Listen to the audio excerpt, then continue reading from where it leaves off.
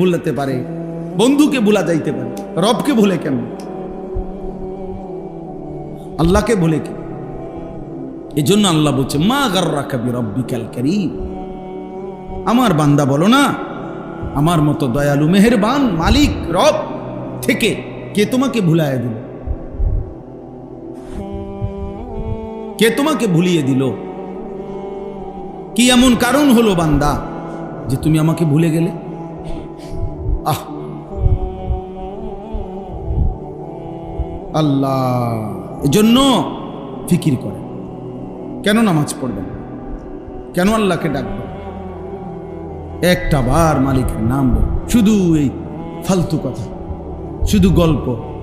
এই কিছু বয়স্ক লোকও আছেন আপনারা, এই যে বিকালে আসরের পরে যাইয়া চা দোকানে বসে রাতের 10টা পর্যন্ত এই চা দোকানে বসে 14 গোষ্ঠীর যত বদনাম গীবত পুরা এলাকা এ বসে বসে এগুলা বদ খাসলত। আর শুধু বিড়ি খাবে, একবার খায় বন, একবার চা, একবার বুট, একবার পেঁয়াজু, একবার আলুর চপ, আর এই ফালতু গল্প গল্প গল্প। কি বলেন এগুলো? আল্লাহ তাআলা এমন সুন্দর হায়াত দিছেন এই ফাজলামি করার জন্য, এই চা দোকানে শেষ করে দেওয়ার জন্য? বলে কি পরিমাণ বয়স্ক লোক চা দোকানে বসে থাকে? বলেন বলেন, ইনসাফ করে বলেন, কি কামটা কি দাম নেন? আপনি তাসবিহ পড়েন, আপনি সুবহানাল্লাহ পড়েন বসে বসে। একবার সুবহানাল্লাহ পড়লে উহুদ পাহাড়ের চাইতে ভারী নাকি? খোদার কসম, নবী বলছে আযমু মিন উহুদ, উহুদ পাহাড়ের চাইতে উঁচা। একবার উহুদ পাহাড় মদিনা 8.5 কিলোমিটার লম্বা, 8.5 কিলো লম্বা উহুদ পাহাড়। কতটা উঁচা যে মসজিদে নববীর সীমানার থেকে দাঁড়াইলে এখান থেকে প্রায় 7-8 কিলো দূরে উহুদ পাহাড়, কিন্তু স্পষ্ট কি দেখা যায় কতটা উঁচা, এত পরিষ্কার দেখা যায় পাহাড়টা, এত ভারী উহুদ পাহাড়। নবী সাল্লাল্লাহু আলাইহি সাল্লাম বলছে একবার আলহামদুলিল্লাহ পড়লে, একবার আল্লাহু আকবার পড়লে উহুদ পাহাড়ের চাইতে ভারী নেকি হয়। 100 বার কেউ সুবহানাল্লাহ পড়লে নবীজি সাল্লাল্লাহু আলাইহি সাল্লাম বলছে 100 গোলাম আজাদ করার সওয়াব। 100 বার আলহামদুলিল্লাহ পড়লে নবীজি বলছেন 100টা ঘোড়া আল্লাহর রাস্তায় দান করার সওয়াব হয়। 100 বার আল্লাহু আকবার পড়লে নবী সাল্লাল্লাহু আলাইহি সাল্লাম বলছেন 100 উট হজ্জের সময় মক্কার সীমানার মধ্যে কোরবানি করিলে যে সওয়াব, সেই সওয়াব। 100 বার লা ইলাহা ইল্লাল্লাহ পড়লে আসমান ও জমিনের ফাঁকা জায়গা নেকিতে পূর্ণ হচ্ছে। বিশুদ্ধ হাদিস। বলে সুবহানাল্লাহ, বলেন আলহামদুলিল্লাহ, আল্লাহু আকবার, লা ইলাহা ইল্লাল্লাহ,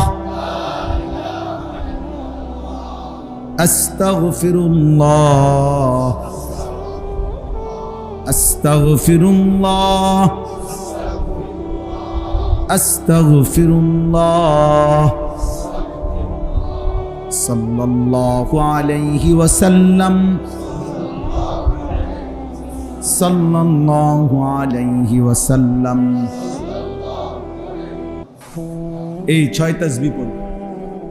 আমরা বললাম, বুজুর্গরা বলে এই 6টা তাসবিহ না, সুবহানাল্লাহ, আলহামদুলিল্লাহ, আল্লাহু আকবার, লা ইলাহা ইল্লাল্লাহ,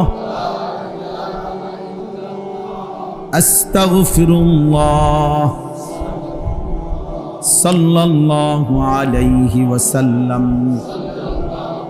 হইলনি 6টা? 6টা হইছিনি?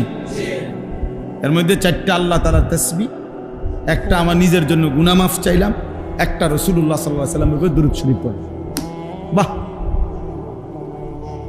কেমন সুন্দর হয়ে গেল বলেন। দরুদ শরীফ পড়া দরকার নেই তো, এই যে পড়লাম। গুনাহ মাফ চাওয়া দরকার নেই, তো চাইলাম। আল্লাহরে ডাকা উচিত নেই, তো ডাকলাম। কেমন সহজ হয়ে গেল না? সুবহানাল্লাহ, আলহামদুলিল্লাহ, আল্লাহু আকবার, লা ইলাহা ইল্লাল্লাহ, আস্তাগফিরুল্লাহ, সাল্লাল্লাহু আলাইহি ওয়াসাল্লাম। এবার আপনারা কোন, আমি চুপ থাক, কোন একটা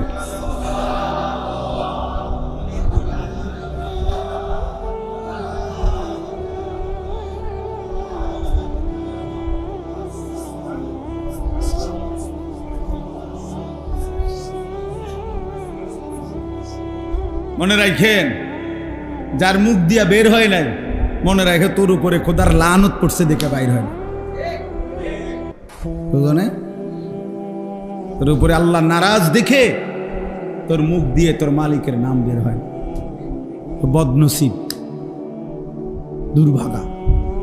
ভাত খাওয়াইবো আল্লাহ তোমার, হে ভাত তো আল্লাহ জানোয়ারও খাওয়া, কোথার জায়গা দিবে, পেশাব পায়খানা করতে পারবা, দুনিয়া ভোগ করতে পারবা, দুনিয়া তো জানোয়ারও ভোগ করে। কিন্তু মালিককে ডাকার জন্য তৌফিক লাগে। কি লাগে? এই জন্য অনেক গাদ্দার আছে, এমন শক্ত গাদ্দার, হে লড়তো না মুখ বাইরে, হে মুখ খুলবে না, হে মনে করছেন একটা বুদ্ধিমান, একটা বিরাট কিছু। আপনি ঘোড়ার ঘাস, আপনি ঘোড়ার ডিম, আপনি মাহরুম, আপনি বঞ্চিত, আপনি বদবখত, বেটা কম বখত, দুর্ভাগা। আল্লাহ আমাদেরকে হেফাজত করে।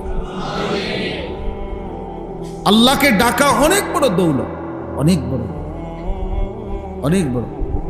বুজুর্গানে দিন সরাসরি কিতাবে আছে, বুজুর্গানে দিন বলছেন আল্লাহ তাআলা কে একবার ডাকলে আল্লাহ যখন এটা কবুল করে, খুদার কসম আল্লাহ দ্বিতীয়বার ডাকার তৌফিক দেয়।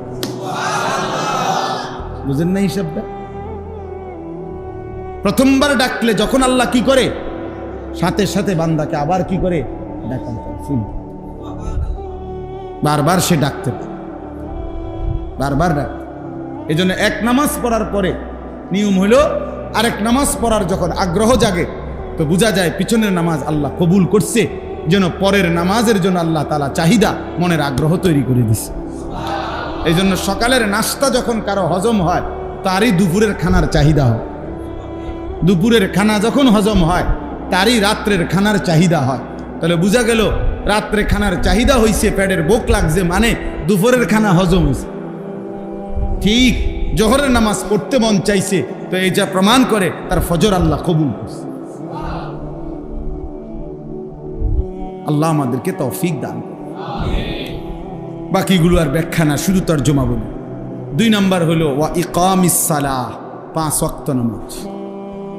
5 ওয়াক্ত আল্লাহ বলছে তারাই কেবল মানুষ, যাবতীয় ব্যস্ততা যাদেরকে 5 ওয়াক্ত নামাজ ভুলায় না। এই জন্য যে নামাজ পড়ে না সে কোনো মানুষ না, বেনামাজি কোনো মানুষের আইটেমে পড়ে না। ওই চতুষ্পদ জন্তুদের একটা প্রকার। চতুষ্পদ জন্তু নিচি দিয়া 4 ঠ্যাং, আর ওর 2 হাত আর 2 পা মিল্লা 4 ঠ্যাং। এই জন্য আল্লাহ তাআলা বলছে মানুষ কেবল সে আল্লাহর জিকির যে ভুলে না, ওয়া ইকামিস সালাহ, 5 ওয়াক্ত নামাজ যে ভুলে না। 3 নাম্বার ওয়া ইতাইজ যাকাত, প্রত্যেক বছর হিসাব করে যাকাত আদায় করতে যে ভুলে না। এক নিঃশ্বাসে একবার, এটাই সুন্নাত, এটাই রাসূলুল্লাহ সাল্লাল্লাহু আলাইহি সাল্লামের তরিকা। আমরা যেটা পড়ি এটা সুন্নাতের খেলাফ, নিয়মের খেলাফ। এক নিঃশ্বাসে পড়ে ফেলে 8-10 বার সুবহানাল্লাহ সুবহানাল্লাহ সুবহানাল্লাহ সুবহানাল্লাহ সুবহানাল্লাহ সুবহানাল্লাহ সুবহানাল্লাহ। এটা কি? এখানে 2 নাম্বার কথা হলো শুদ্ধ পড়তে হবে। বা এটা কলকলার হরফ, সুব বা এটা কলকলা করতে, হা এত হলকের মধ্যখান থেকে উচ্চারিত হইতে হবে। সুবহানাল্লাহ করলে হা তো উচ্চারণ হয় না, তাতে অশুদ্ধ। তো ইহ জীবনও এটা তাসবিহ হবে না। হা পুরা হা উচ্চারণ আপনি পারেন, আপনারা পারবেন, আপনার 14 গোষ্ঠী পারবেন, পারতেন না কেন? মানে ভাত খাইতেন পারেন, চাইল খাইতেন পারেন, দুনিয়া সব করতেন পারেন, পারবেন না কেন? 100বার পারেন। এমন কোনো হুকুম বান্দার উপরে আল্লাহ দেয় নাই যেটা বান্দা পারবে না। না পারলে এই হুকুম দিল কেন? বোঝেন নাই কথা? যদি বলেন আমার এটা পারবো না, আমি এটা পারি না, তাহলে তো বোঝা গেল আল্লাহ আমার উপরে এমন হুকুম দিছেন যে হুকুম পালন করার সামর্থ্য আমার উপরে নাই, তাহলে এটা তো জুলুম। তা আল্লাহ তাআলা কি জুলুম করতে পারে? তো তাইলে আপনি এটা কেমনে বললেন যে আপনি পারেন? আপনি শিখেন না, আপনি মস্ক করেন। কেউ 1বার পড়লে পারবে, কেউ 100বার পড়লে পারবে, কিন্তু পারতেই হবে, পারবে। এই জন্য এটা খেয়াল করা, হা পুরো স্পষ্ট বিশুদ্ধ উচ্চারণ হইতে হবে। শেষে আল্লাহ, শেষে একটা গোল হা আছে, ছোট হা। আল্লাহ মানে আল্লাহু, তো হুটারে শ্বাস ফেলাইলে হলো আল্লাহ। তো আপনি যদি শ্বাসে না ফেলান তাহলে তো হু কইতে হবে, তা আপনি তো নিঃশ্বাস ফেলান না। সুবহানাল্লাহি যদি নিঃশ্বাস না ফেলেন তাহলে এভাবে পড়তে হবে, সুবহানাল্লাহি সুবহানাল্লাহি সুবহানাল্লাহি, এমনি কইতে হবে। তা আপনি যেহেতু সাকিন করেন, তার মানেই হলো সাকিন করে শেষের অক্ষরে যখন নিঃশ্বাস ফেলে। বুঝছেন নি আমার কথা? যেমন কোরআন শরীফ আছে আলহামদুলিল্লাহি রাব্বিল আলামিন, এই যে আলামিন, এটা শব্দটা নুনের মধ্যে জবর, তাহলে মূলত হবে আলহামদুলিল্লাহি রাব্বিল আলামিনা। কিন্তু আপনি মিনা কেন কর না? এই জন্য যে আপনি নিঃশ্বাস ফেলাইছেন, মানে এনে আপনি শ্বাস ফেলছেন, এই জন্য এখন শেষের অক্ষরটার মধ্যে কি বানাইলেন? সাকিন। তাহলে এখানেও তো আপনি নিঃশ্বাস ফেলতে হবে, সুবহানাল্লাহ। এখানে যদি আপনি নিঃশ্বাস না ফেলেন তাহলে হাটারে সাকিন বানাইলেন কেমনে? যদি নিঃশ্বাস না ফেলেন তাহলে তো হার মধ্যে জের দিয়ে পড়তে হবে, তো আপনি তো এটাও করেন না, দোনো দিক দিয়ে ভুল। এই জন্য সমাধান কি? সমাধান হলো নিঃশ্বাস ফেলতে হবে। বলে হুজুর এতদিন এটা শুনলাম না, আপনি শুনছেন, এটা আপনার দোষ, এটা আমার বিষয় নাকি? কথা বোঝেন না? আপনি শুনছেন না কেন, এটা কি আমার অপরাধ? তো তাহলে এটা আপনার বিষয়, আপনি বুঝবেন, আপনি শুনছেন না কেন? দেশের কত আইনই তো আমি জানি না, তো এই কারণে কি আইন এটা আমার উপরে বাস্তবায়ন হবে না? বলেন, আমরা যে রাস্তায় চলি, গাড়ির অনেক আইন, এই পুলিশ ধরলে অনেক আইন কয়। হ্যাঁ, আমি যদি বলি না রে ভাই আমি তো এই আইন জানি না, হে বলবো আচ্ছা তো ঠিক আছে, আপনি যেহেতু আইন জানেন না জানগা নাকি, এটা বলবে হ্যাঁ পুলিশে। সে বলবে আপনি আইন জানেন না কেন? আপনার না জানাটা এটা আপনার অপরাধ, আমি না জানা আমার অপরাধ। এই জন্য এটা খুব খেয়াল। অনেক মুসলমান আপনারা যারা তাসবিহ পড়েন অশুদ্ধ, অশুদ্ধ তাসবিহ পড়ে মাশাআল্লাহ, কিন্তু পরে এটারে মেশিনের মতো সুবহানাল্লাহ সুবহানাল্লাহ সুবহানাল্লাহ সুবহানাল্লাহ সুবহানাল্লাহ, কিচ্ছু হয় না। এটা হা উচ্চারণ না হলে তো তাসবিহ হয় না। শেষের গোল হাটা সাকিন করতে হবে এবং প্রত্যেকবারই নিঃশ্বাস ফেলতে হবে। যদি বলেন সময় বেশি লাগে, এমনি পড়লে হুজুর সময় লাগবে অনেক, সময় আপনার আব্বার নি, তাহলে অসুবিধা কি? কার সময়? তো আল্লাহর সময় আল্লাহর জন্য ব্যয় হইলে আপনার সমস্যা কি? সময় যদি আপনার বাপের সম্পত্তি হইতো তাইলে না আপনি আটকায় রাখতেন। সময় আমার, বলেন আমাদের হায়াত আমার, সময় আমার, তো যার দেওয়া সময় তার জন্য বেশি ব্যয় হবে, অসুবিধা কোথায়? তাইলে আল্লাহ যা আপনারা আমার সময় হায়াত দিছেন এটাই তো শুকর। তিনি যদি 50 ওয়াক্ত নামাজের বিধান রাখতেন কি করতেন? বলেন, আল্লাহ তাআলা এই বিধান দিছিল কিনা? হ্যাঁ, তো তাহলে সেটা থাকলে এখন কাজ করতেন কখন? বলেন, কিভাবে কাজ করতেন? তো সারাদিন মসজিদেই থাকতে হইতো। এই জন্য সময় বেশি লাগে এটা কোনো কারণ না, আমি পারি না এটাও কোনো কারণ না, আমি আগে শুনি নাই এটাও কোনো কারণ না। এখন শুনছেন, এখন ঠিক করবেন। যেদিন শুনছেন এদিন শুধরাইলো আর তওবা করলে যে আল্লাহ আমার ভুল হয়ে গেছে, আমি বুঝি নাই, আপনি আমারে মাফ করে দেন, এখন থেকে ঠিক করব, তো আল্লাহ বলবেন যা ঠিক আছে বান্দা, পিছনেরটা মাফ করে দিন। কিন্তু গাঁট তেড়ামি করলে হ্যাঁ বেটা, নতুন নতুন হুজুর আইয়া লম্বা লম্বা কথা কয় বেটা, হ্যাঁ বাতাসে বুড়ো হইছিনি হুন্ডা, হ্যাঁ অনেক আছে এরকম মাতবরি করে, আমনে মাতবর চাচা, আপনি মনে রাখেন আপনি টাঙ্গাইয়া ফিটবো, টের পাইবেন কবরে গেলে না, ফেরেস্তা যখন আপনার টানাইয়া ফিটবে তখন না বুঝবেন আরে বাতিজা তোমার কথাই তো ঠিক আছে। এই জন্য অহংকারের কোনো সুযোগ নাই, এটা গাফলতি খামখেয়ালি করার, তুচ্ছ করার কোনো সুযোগ নাই। দিন সহি শুদ্ধ হিসাবে আমল করা জরুরি, বাধ্যতামূলক, এটা জরুরি। প্রত্যেক আমল মনে রাখবেন, প্রতিটি আমল আল্লাহর কাছে কবুল হওয়ার জন্য দুইটি জিনিস জরুরি। কয়টি জিনিস? আবার বলেন। 1 নাম্বার বিশুদ্ধ হওয়া, 2 নাম্বার আল্লাহর জন্য হওয়া।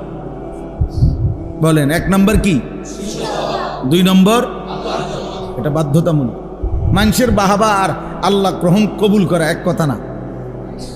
মানুষের স্লোগান দিলেই আল্লাহ কবুল করে লেছে, জি না, বুঝেন নাই? মানুষে না স্লোগান দিছে, জনাব অমুক 30,000 মার হাবা, মার তারে মার 30,000। আপনি তো মনে করছেন মাশাআল্লাহ আরশা আজিম ফুচা গেছে, হ্যাঁ যে এই স্লোগান দিছে মাশাআল্লাহ মার হাবার, হ্যাঁ পাবলিকে না মার হাবা বলছে। আল্লাহ তাআলা জিজ্ঞেস করবে, বান্দা 30,000 টাকা কামাই করছো কোত্থেকে সেটা বলো।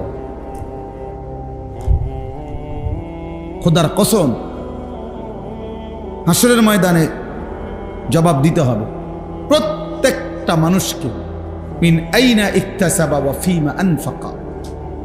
প্রতিটি টাকা সম্পদ মালের ব্যাপারে আমাকেও আপনাকেও আল্লাহ তাআলা জিজ্ঞেস করবে, বলো কামাই করেছো, উপার্জন করেছো কোত্থেকে, ব্যয় করেছো কোথায়। বুঝেন না? আল্লাহ টাকা যেমনি আনছি আমরা এত দরকার কি, আমি মসজিদে দিছি, সোয়াবে না দিবেন। আল্লাহ বলছেন না, এত রঙে দোয়ান বাহি খায় না, এত শুকনায় চিরা ভিজে না, আপনাকে হিসাব দিতে হবে। সুদের টাকা মসজিদে না কাবা শরীফে দিলেও তো জায়েজ হবে, আপনার সওয়াব হবে না। হারামের টাকা, কিস্তির টাকা, অবৈধ উপার্জনের টাকা, এটা দিয়ে কোথাও দান করলে 1 জাররা সওয়াব হয় না। আমি বললাম 1 বিন্দু নেকি মিলবে না, কোনো হারাম টাকায় নেকি হয় না। তো বলে হুজুরের নেক, হ্যাঁ নেওয়া জায়েজ, নেওয়া, হ্যাঁ মসজিদের জন্য নেওয়া জায়েজ, মাদ্রাসার জন্য নেওয়া জায়েজ। আপনি বুঝে ধরে নিছেন, আমি নেওয়া জায়েজ, কিন্তু আপনার নেকি পাইতে হইলে হালাল হইতে হবে। বুঝছেন?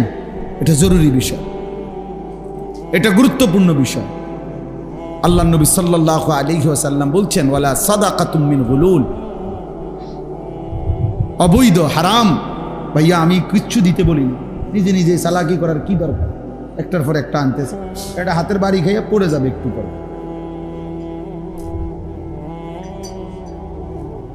ধোঁকা ছাড়া, প্রতারণা করে, ধোঁকা দিয়ে কোনো উপার্জন, ওইরকম সাদাকা আল্লাহ কবুল করবেন। হাদিসে তিরমিজি শরীফের প্রথম হাদিস, 1 নম্বর হাদিস, লা তুকবালু সালাতুন বিগাইরি তুহুর, পবিত্রতা অর্জন ব্যতীত কোনো নামাজ কবুল হয় না। ওয়ালা সাদাকাতুন মিন গুলুল, ধোঁকা প্রতারণার মাধ্যমে অর্জিত কোনো সম্পদের সাদাকা দান কবুল হয় না। আল্লাহ নবী সাল্লাল্লাহু আলাইহি ওয়াসাল্লাম বলছেন, নবীজি বলছে 10 টাকা দিয়ে, 10 দিরহাম দিয়ে যদি কেউ কিছু কিনে আর তার মধ্যে যদি 1 দিরহামও হারাম থাকে, হারাম, মানিশতারা শাইআন বিআশরাতি দারাহিম, ওয়াফিহি দিরহামুন মিন হারাম, 1 টাকা হারাম। আল্লাহ নবী বলেন ওই জিনিসটা যতক্ষণ পর্যন্ত তার কাছে থাকবে ততক্ষণ পর্যন্ত তার কোনো ফরজ কিংবা নফল কোনো ইবাদত কবুল হবে না। আখিরাত আর দুনিয়া এক কথা না, ভাত মাছ আর জান্নাত এক কথা না। ভাত মাছ সবাই খায়, দুনিয়া সবাই ভোগ করে। দুনিয়া আমনেরে ভোগ করতে দিছে, এ তো কাফের বেঈমানকেও ভোগ করতে দিছে। দুনিয়া তো কুকুর বিড়ালও ভোগ করে, গরু ছাগলও তো দুনিয়া ভোগ করে না? কথা বলেন না কেন? তো দুনিয়া বরঞ্চ জানোয়ার আমাদের চাইতে বেশি ভোগ করে। একটা হাতি যা খায় মানুষ তা খায়, একটা বাঘ যা খায় মানুষ তা খায়। বাঘ জীবনে কোনোদিন জন্মের পর থেকে মৃত্যু পর্যন্ত কোনো বেলা পাঙ্গাস মাছ দিয়ে খাইব নি? জিগান না। গোস্ত ছাড়া এক লোকমা বেলে একটা বেলা একটা লোকমা দূর শাকটা দিয়ে খাও না। ওই যে না বেড়া, আমরা বাপ দাদার 14 গোষ্ঠী জীবনে আমরা গোস্ত ছাড়া আমরা কিছু খাই না। তো কি অর্থ কি? আল্লাহ তাআলা তো দুনিয়া বেঈমানকে জানোয়ারকে আরো বেশি ভোগ করাচ্ছে। ওই ভাই এটা নামান, এটা নাম এমনি শুনে বই খচর খচর করেন কেন? এমনি শুনেন, এমনি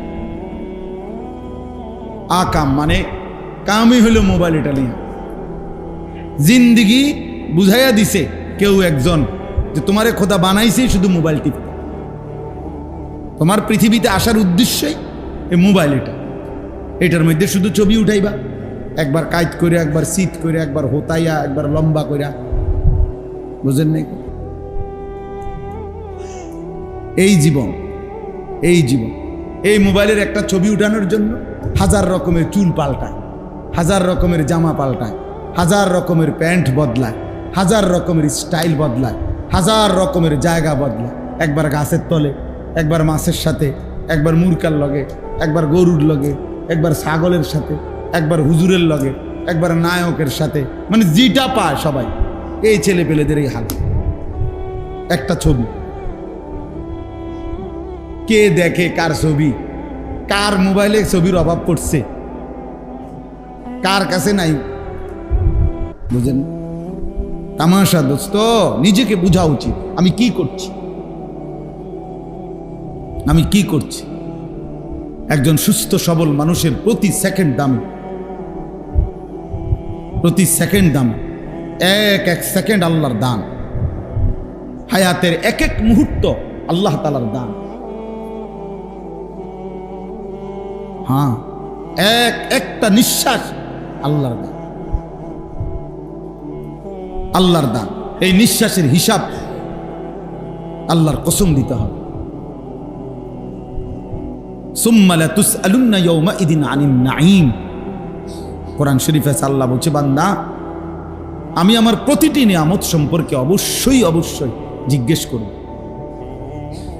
হাদিসে আছে 3 দিন ক্ষুধার্ত থেকে হযরত আবু বকর, ওমর এবং নবীজি সাল্লাল্লাহু আলাইহি সাল্লাম তিনজনেই 3 দিন ক্ষুধার্ত ছিলেন একবার।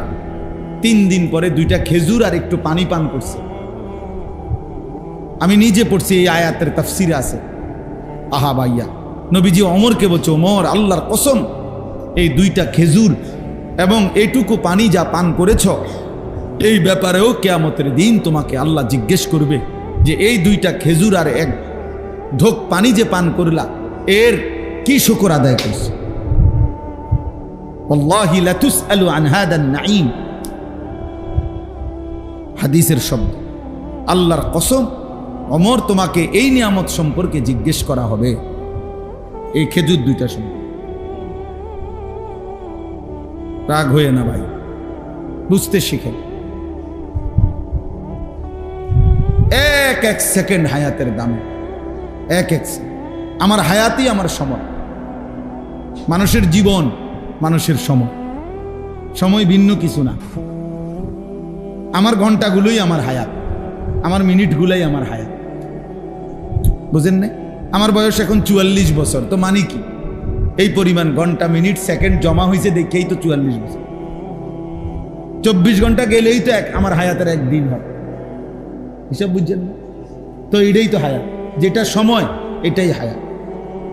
এই জন্য দেখবেন মানুষ কথার প্রসঙ্গে বলে, বয়স্ক মানুষ, নাতি আমার আর সময় নাই, মানে হায়াত নেই। মানে কি নাই? তাহলে মানুষ হায়াত বলতে সময়কে বুঝাচ্ছে, সময় বলতে কাকে বুঝাচ্ছে? হায়াত। মারাত্মক অ্যাক্সিডেন্ট বা ভীষণ অসুস্থ, হসপিটালে দেখতে গেছেন, তো সে বলে ভাই দোয়া করেন, আমার আর সময় নেই, সময় নেই, মাফসাফ করে দিয়ে, মানে হায়াত নেই। তাইলে আমাদের এই পৃথিবীতে এরপরে ঘন্টা থাকবে, পৃথিবীতে এরপরে সূর্য উঠবে, চাঁদ উঠবে, ঠিক আছে, আমি তো থাকবো না। এরপরে পৃথিবী আধুনিক হইয়া মনে করেন চাঁদের দেশে গেছে গা সবাই, একের প্রত্যেক মানুষ আগামী 100 বছর পরে মনে করেন সবাই চাঁদের দেশে ঘরবাড়ি করে লাইছে, তো করছে আর কি, তো আমি তো থাকতাম না।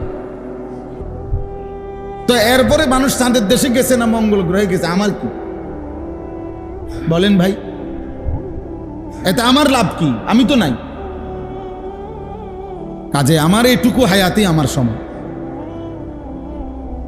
আমি আর পিছনের 300 বছর আগে যাইতেও পারবো না, আগামী 300 বছর সামনেও আমি আর যাইতে, কাজে আমি এখন এই ঘন্টাই আমার হায়াত, এই মিনিটটাই আমার, কাজে আমাকে এটাই কাজে লাগাইতে, আমাকে এই সময়টাই কাজে লাগাইতে হবে। চলেন, লম্বা করছি যে কথাটা বলতে, যে এই তাসবিহ পড়তে গিয়ে বললাম এই দুইটা জিনিস খেয়াল করা। প্রত্যেক আমল, ওযু, গোসল, নামাজ, রোজা, হজ, যাকাত, জিকির, তেলাওয়াত, দান, সাদাকা, যাকাত, ফিতরা, হজ, উমরা, যাবতীয় আমল আল্লাহর কাছে কবুল হওয়ার জন্য 1 নম্বরে বিশুদ্ধ হওয়া জরুরি। বিশুদ্ধ হইতে হবে, কোরআন সুন্নাহর আলোকেই হইতে হবে। আপনাকে খেয়াল করতে হবে যে নবীজি সাল্লাল্লাহু আলাইহি সাল্লাম নামাজের মধ্যে সূরা কেরাত পড়ছেন, তো তিনি এভাবেই পড়ছেন, আপনি যেমনি পড়েন। তো তাহলে তিনি শিখালেন, আপনি এটা আজীবন আপনি ভুল পড়ে যাবেন, তো নবী শিখানোর সার্থকতা কি? নবীজি যে সাহাবাদেরকে শিখাইলেন, এটার ফায়দাটা কি ভাই বলে? কথা বুঝছেন না আমার? আপনি তো এটা গ্রহণই করলেন না, আপনি তো এটা পাত্তাই দিলেন না। তো রাসূলুল্লাহ সাল্লাল্লাহু আলাইহি সাল্লাম 23 বছরে মেহনত করলেন, তো এর ফায়দা কি বলেন? হাদিসে আছে, সাহাবায়ে কেরাম বলছেন আমাদেরকে নবীজি সাল্লাল্লাহু আলাইহি সাল্লাম একটা একটা শব্দ করে শিখাইছেন। হযরত আব্দুল্লাহ ইবনে মাসউদ বলেন, নবীজি আমাকে হাতটা দিকে দেন, এইভাবে হাত ধরে এইভাবে বলছেন আব্দুল্লাহ ইবনে মাসউদকে, বলো আল্লাহুম্মা ইন্না নাস্তাঈনুকা, বলে ওয়া নাস্তাগফিরুকা ওয়া নু'মিনু বিকা, এইভাবে শব্দে শব্দে শিখাইছে। উনি বলছেন আমার হাত ধরে একটা একটা শব্দ করে করে নবী আমাকে কি করছেন? কি? হযরত আব্দুল্লাহ ইবনে আব্বাস রাদিয়াল্লাহু তাআলা আনহুমা বলেন, বুখারীর হাদিস, তিনি বলেন রাসূলুল্লাহ সাল্লাল্লাহু আলাইহি ওয়াসাল্লাম কোরআন শরীফ নাজিল হলে জিব্রাইল থেকে যখন শুনতেন, তো জিব্বাটা কিভাবে নাড়াইতেন? আমি তোমাদেরকে রসুল থেকে আমরা এটাও শিখছি, এখন আমি তোমাদেরকে নাড়াইয়া দেখাচ্ছি যে নবী জিব্বাটা নাড়াইতেন কেমন। জিব্বাটা কেমনে নাড়াইতেন ওইটাও তোমাদেরকে দেখাইতেছি। কি পরিমাণ অনুসরণ করছেন ওনারা, খেয়াল করে দেখেন কি পরিমাণ খেয়াল করছেন ওনারা, কষ্ট করছেন, খামখেয়ালি। 14 বছরের সাহাবী হযরত জুনদুব ইবনে আব্দুল্লাহ রাদিয়াল্লাহু তাআলা আনহু বলেন, আমরা নবীজি সাল্লাল্লাহু আলাইহি সাল্লামের কাছে কিশোর বয়সেই আমরা রাসূলুল্লাহ সাল্লাল্লাহু আলাইহি সাল্লামের কাছে আসলাম। এসে নবীজির কাছে তাআল্লামনাল ঈমান, ঈমান শিখলাম। সুম্মা তাআল্লামনাল কুরআন, অতঃপর কোরআন শিখো। 14 বছর বয়সে সাহাবারা নবীজির কাছে থেকে কোরআন শিখছেন, ঈমান শিখছেন। হযরত মালিক ইবনুল হুয়াইরিস রাদিয়াল্লাহু তাআলা আনহু এক সাহাবী, উনি বলেন আমরা এই নওজোয়ান নবীজির কাছে আসলাম কয়েকজন, 20 দিন নবী সাল্লাল্লাহু আলাইহি সাল্লামের কাছে ছিলাম, থেকে আমরা ওযু, গোসল, নামাজ শিখলাম, ঈমান শিখলাম, কোরআন শিখলাম। 20 দিন পরে নবীজি আমাদেরকে বললেন, তাহলে এখন তোমরা তোমাদের মহল্লায় ফিরে যাও, গিয়ে তারপরে তোমরা বাকিদেরকে দিন শিখাও। নবী সাল্লাল্লাহু আলাইহি ওয়াসাল্লাম মক্কা থেকে মদিনায় হিজরত করার কমপক্ষে 1 বছর আগেই হযরত মুসআব ইবনে উমাইর রাদিয়াল্লাহু তাআলা আনহু ওনাকে আগেই পাঠাইছেন যে এই পর্যন্ত যে কয়জন মুসলমান হইছে তুমি তাদেরকে গিয়ে দিন শিখাও, কোরআন শিখাও, নামাজ শিখাও। তো উনি গিয়ে আগের থেকেই শিখছেন, শিখাইছেন।